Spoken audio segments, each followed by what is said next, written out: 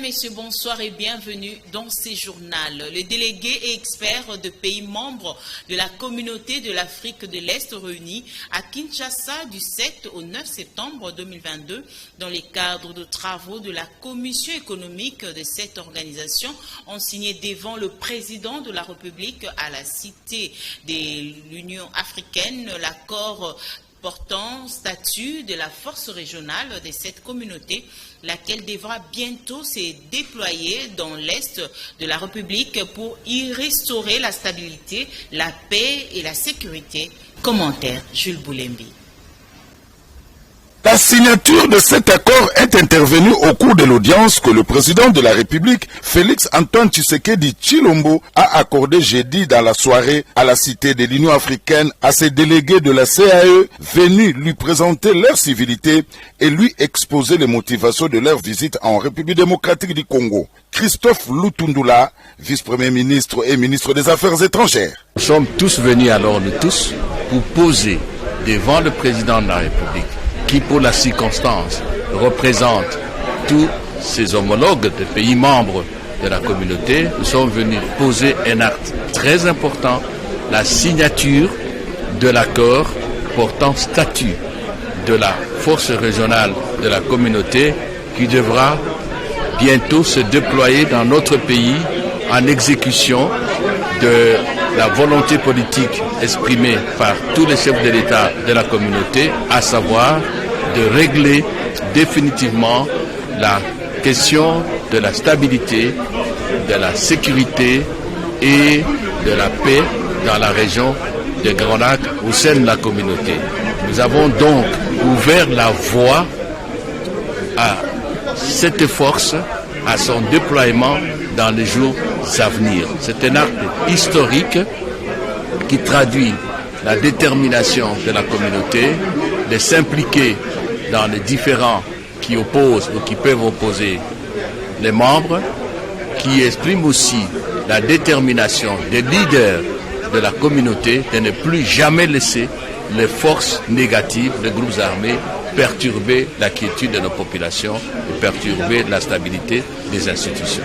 Parmi les personnalités présentes à cette rencontre avec le chef de l'État, Machara Kamau, envoyé spécial du président kenyan au processus de Nairobi, Dr Peter Matuki, secrétaire général de la CAE, et le professeur Serge Chibangu, mandataire spécial du président Félix Antoine Tshisekedi Tshilombo. Les travaux de la mission économique de la CAE, ouverts mercredi dernier à Béatrice Hôtel à Kinshasa, vont se clôturer ce vendredi, rappelle-t-on.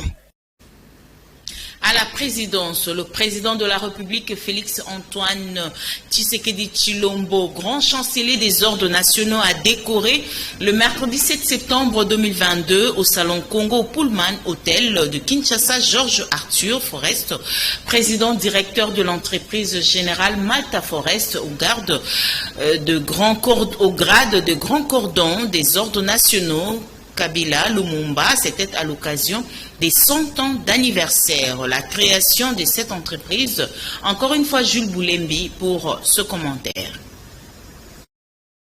C'est par l'ordonnance présidentielle numéro 22/156 du 7 septembre 2022 que Georges Arthur Forest a été admis au grade de grand cordon en tant qu'entrepreneur et acteur social majeur et a contribué au développement national et comme modèle des investisseurs en République démocratique du Congo. L'entreprise générale Malta Forest totalise ainsi 100 ans d'activité et de présence interrompue en RDC.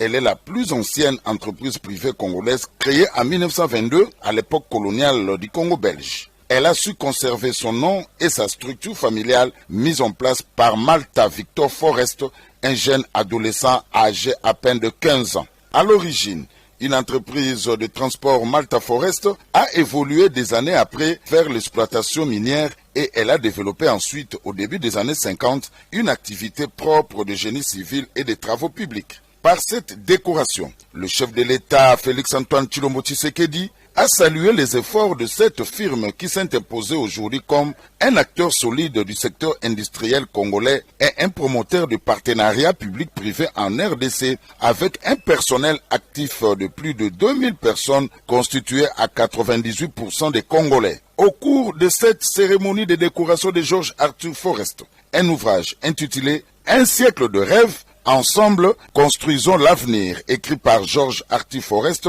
a été baptisé devant le chef de l'État par le professeur Isidore Ndaïwel, historien congolais de renommée internationale. Cet ouvrage d'une centaine de pages retrace l'histoire de l'entreprise de sa création à ses jours. Poursuivons ce journal pour vous dire qu'ouverte le 5 septembre 2022 dans la biosphère de Yangambi, la conférence internationale des scientifiques sur le forêt du bassin du Congo et autres bassins de forêt tropicale humide de la planète a été sanctionnée par une déclaration exigeant entre autres les développements des partenaires gagnants-gagnants pouvant permettre aux communautés locales et peuples bénéficier de la contrepartie commentaire des Princes Yamboui et Véambata.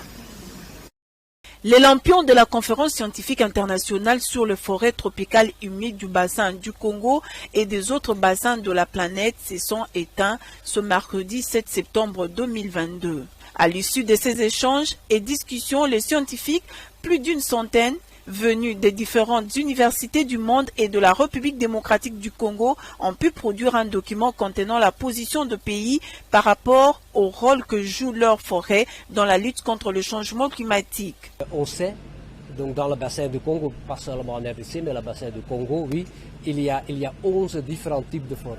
Oui. Donc ça veut dire, idéalement, on a 11 tours, une tour dans chaque type de forêt. Mais il y a donc ces 11 forêts, il y a des clusters, donc on peut diminuer un peu, il y a 4 clusters. Donc mon rêve c'est de commencer avec, on a un maintenant, d'ajouter 3, donc d'avoir 4 tours à flux qui sont vraiment représentatifs pour ces 4 clusters qui groupent quelques types de forêts. Du côté de son Excellence F. Bazaïba Massoudi, vice-premier ministre en charge de l'environnement et développement durable, c'est un sentiment non seulement du travail bien fait, mais aussi très bien accompli. Pour la première fois, en rapport avec les travaux des COP qui se sont réunis en prévision de la COP 27. Et ils se sont réunis sur terrain, dans leur terrain de prédilection, à Yangambi. Et que ces éléments de cogitation, de réflexion vont être inclus dans la pré-COP des ministres. Parce qu'on valorise souvent la pré-COP des ministres. Pour moi, je pense que c'est cette pré-COP qui est la vraie pré-COP. Cette cérémonie de clôture s'est déroulée en présence de l'ambassadeur de Pays-Bas en RDC, du représentant de l'UNESCO et de l'archevêque de Kisangani, Marcelin Outembi. Restons toujours dans ces chapitres pour vous dire que de retour à Kinshasa à l'issue de 3 jours d'intenses travaux de la conférence internationale de scientifiques de Yangambi, son Excellence Eve Bazaïba, vice-premier ministre, ministre de l'Environnement et du Développement rural, s'est dite satisfaite du succès de ces assises, notamment avec la déclaration des scientifiques. Elle est au micro des Princes Yamboui et Véambata, une fois de plus. Et ils sont venus de 4 continents, vraiment, et d'autres nous ont suivis en ligne, comme le Japon et la Colombie. C'était très, très intéressant. Des professeurs d'université, des chercheurs, des doctorants, donc des jeunes chercheurs, et ceux qui ont publié tout ça, vraiment, je suis très ravi. Et ils nous ont, en fait, confrontés dans notre position parce qu'ils ont discuté de manière objective. Nous, comme politiques, peut-être nous pouvons avoir des subjectivités. Et grâce à leur réflexion, nous avons désormais des orientations. Eh bien, parce que ce sont les scientifiques qui nous ont prévenus des dangers du climat actuellement. Et ce sont les mêmes qui nous ont donné des orientations. Nous ne pouvons pas agir, travailler, avoir des politiques et programmes du gouvernement sans l'avoir écouté. C'est dans le cadre de la pré-COP, mais eux-mêmes se sont organisés à dire désormais il y aura Yangambi 1 comme on l'a eu, Yangambi 2, Yangambi 3 pour réfléchir et actualiser les données par rapport aux enjeux du climat. Là vraiment je suis très satisfaite au nom du gouvernement de la République. Cap maintenant vers la réunion des ministres, les segments des pré-COP des ministres du 2 au 5 octobre. Et enfin, nous allons partir à Sharm el-Sheikh. Mais je tiens à souligner que la déclaration des scientifiques sera présentée par leur délégué à la pré-COP des ministres. Autre chose à présent, le ministre des Finances Nicolas Kazadi a présidé une réunion de mobilisation de recettes.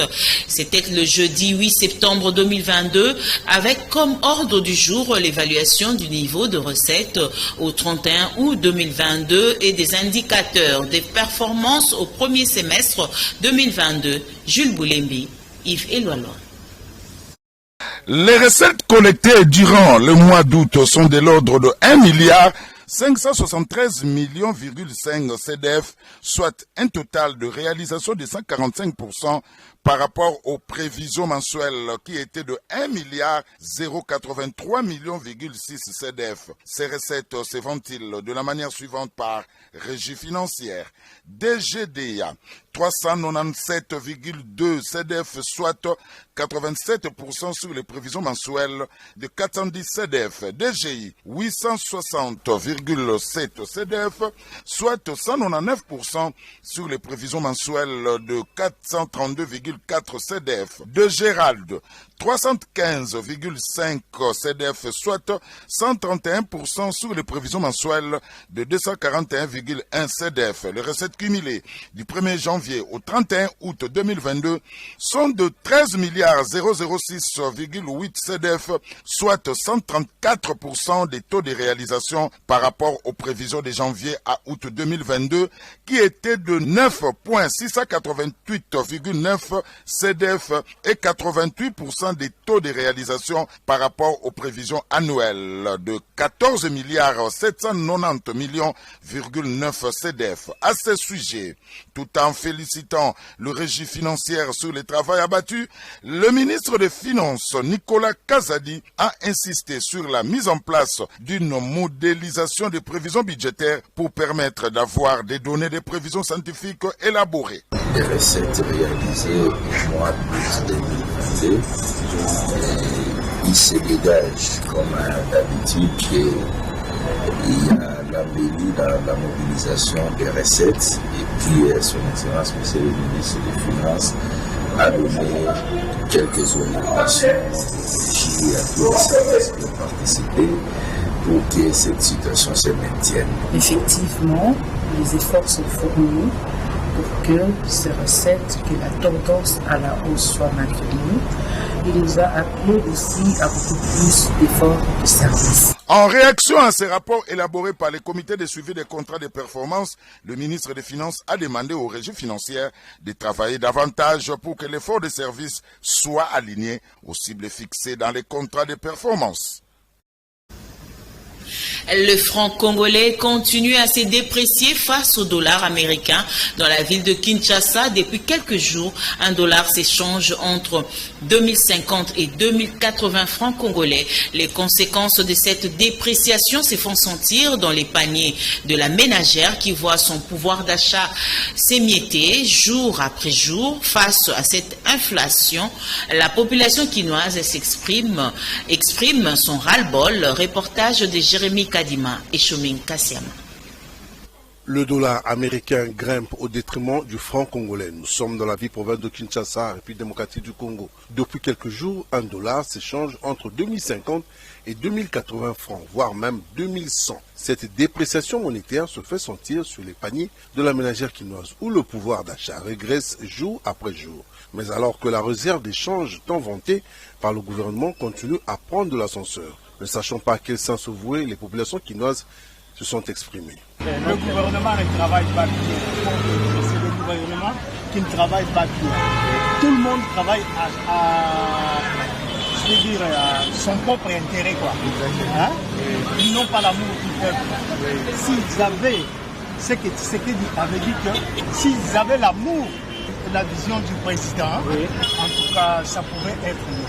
Mais personne dans le gouvernement n'a pas la vision du président. Personne n'est à la vision du président de la République. C'est la raison pour laquelle il y a des l'appréciation monétaire. Face à cette inflation qui ronge la situation économique et sociale de la population congolaise, le gouvernement est invité à mettre la main dans la pâte pour éviter le risque d'avoir des répercussions négatives sur l'économie de la République démocratique du Congo. L'ambiance était très électrique devant la primature. Les agents et fonctionnaires de l'État réunis au sein du CIRAP, mobilisés comme un seul homme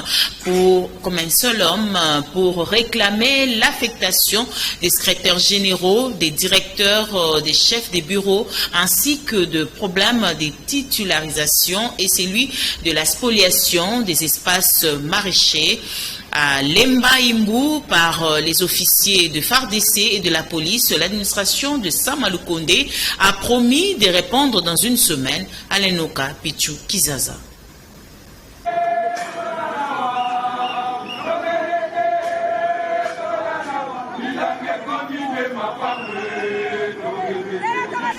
Le rendez-vous a été respecté. Les agents et fonctionnaires de l'État ont pris d'assaut la primature de la République où ils ont exprimé leur mécontentement au sujet de la mise en place des secrétaires généraux qui sont passés par le concours de la fonction publique et que le gouvernement refuse sans raison de les affecter. Le gouvernement possède la politique de mise en place sélective pour favoriser quelques-uns que le syndicat SIRAP appelle la magouille au sommet de l'État. Dans le panier de revendications, le syndicat SIRAP et les agents et fonctionnaires de l'État réclame également la titularisation des administratifs, l'affectation dans les directions standards des directeurs, les chefs de division et les autres qui sont passés par le concours. Le CIRAP a saisi l'occasion pour dénoncer la spoliation des terrains de la culture maraîchère occupée illégalement par les officiers de FARDC et de la police nationale congolaise en complicité avec les chefs coutumiers à Lemba Imbu. Pendant ces sit-ins et manifestations d'envergure, une délégation s'est constituée sous la direction du président du CIRAP, ingénieur Paul Yapai Makengo, et reçue par l'un des conseillers du premier ministre Samalukonde.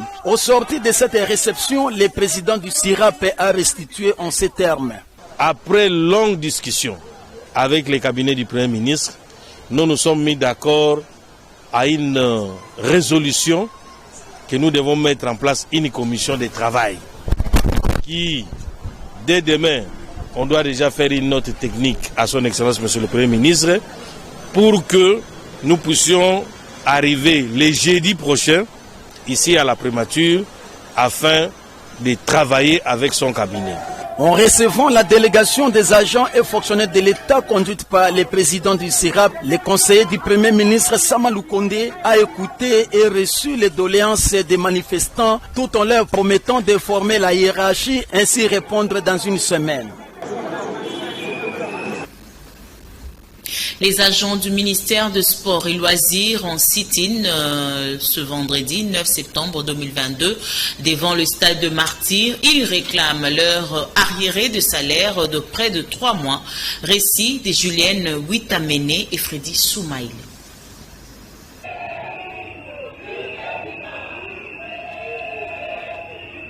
Ils étaient devant le ministère du Sport et Loisirs. Ce sont les agents du ministère du Sport qui revendiquent leurs arriérés de salaire.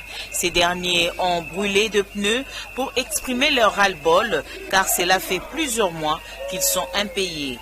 Ils en appellent au ministère du Budget pour qu'une solution éventuelle soit rapidement trouvée afin que la paix et le calme reviennent au ministère du Sport. Il y a un mécontentement généralisé des agents et fonctionnaires du secrétariat général au sport. Donc les agents sont en colère compte tenu de leurs revendications et logiques. On nous a octroyé les primes depuis cette année 2022 par le ministère des Budgets jusqu'à ce jour. On n'a pas encore été en possession de ces primes. Nous avons fait les tableaux avec notre ministre sectoriel. Il a déjà signé les documents et ces documents souffrent au niveau du ministre du Budget qui ne veut pas signer pour que les agents et fonctionnaires de l'administration du sport soient en possession de leurs primes. Nous demandons aux autorités qui nous écoutent à ce moment de prendre cette histoire des sports en considération. nous avons des primes maudites. Il y a un agent, nous les agents, nous recevons une prime de 50 000 francs congolais à ce jour. Comment nous devons vivre avec nos foyers? Et le chef de l'État a parlé de le peuple d'abord. Le peuple d'abord doit passer seulement par les agents et fonctionnaires de l'État. En effet, cela fait précisément 4 mois que ces pères et mères de famille n'ont pas reçu leur rémunération. L'État congolais a du pain sur la planche.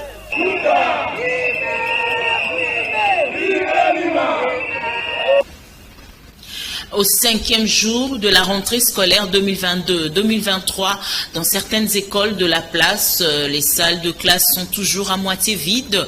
L'état du complexe scolaire Lobokonaye dans la commune de Lingwala, où le préfet invite les parents à envoyer les élèves à l'école Daniel Itula, grâce Kalonji Chomin Kassiama.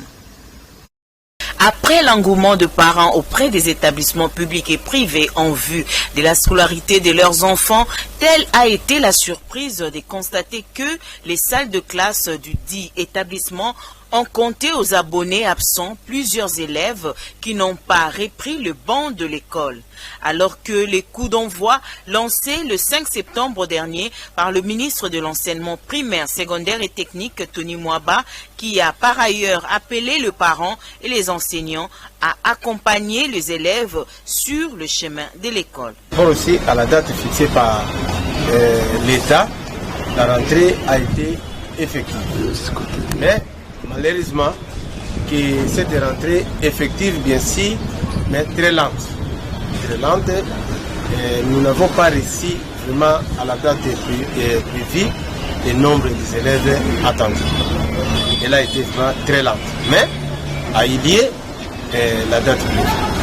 Par rapport à l'année passée, cette année ici, il y a eu quand même un engouement. On a remarqué que les parents se sont intéressés pour inscrire les élèves par rapport à l'année passée. Là, vraiment, il y a un changement. En tout cas, les enfants ne sont pas là. Ça, c'est vrai. Alors, je voulais lancer un mot aux parents d'envoyer les enfants à l'école. Puisqu'il n'y a pas une école qui dit non, on va commencer le lundi. Non, dès les premiers jours, les enseignements s'étaient donnés. Voilà. Il faut que les parents envoient leurs enfants à l'école. Nous ne sommes qu'à la première semaine de la rentrée scolaire sur toute l'étendue de la République. Nous espérons qu'à la deuxième semaine, les choses iront de mieux en mieux, vu aussi le problème de carburant qui existe actuellement dans la capitale.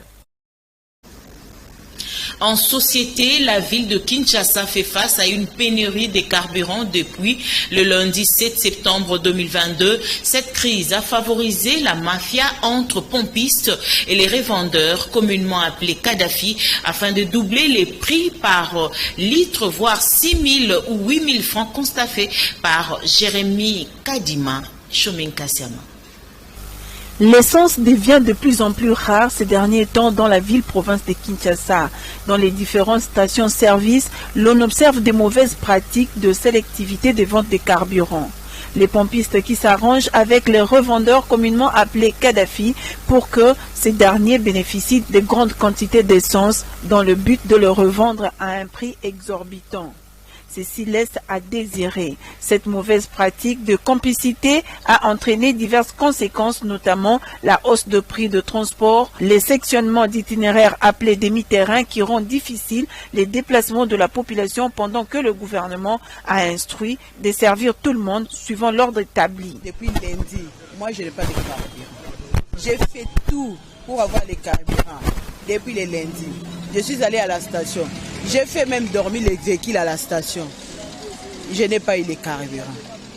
Et là où je suis, je n'ai pas les carburants. Donc je ne sais même pas comment rouler. Vraiment, ils doivent trouver une solution à propos de ça. Parce que ça ne va pas. Ça ne va pas vraiment. Avec cette allure, on ne sait pas comment vivre. Parce qu'il n'y a pas les transports, il n'y a pas les carburants. Et maintenant là, on doit se déplacer comment ?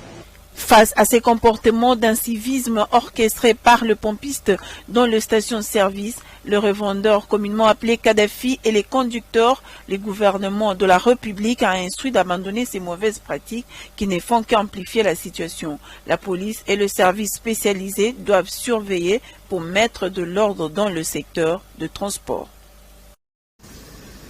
Eh bien, mesdames, messieurs, c'en est fini pour ce soir. Merci de nous avoir suivis. Je vous retrouve encore la semaine prochaine. L'équipe technique ainsi que rédactionnelle vous remercie d'avoir suivi ce journal. Merci et bon début de week-end chez vous. Au revoir.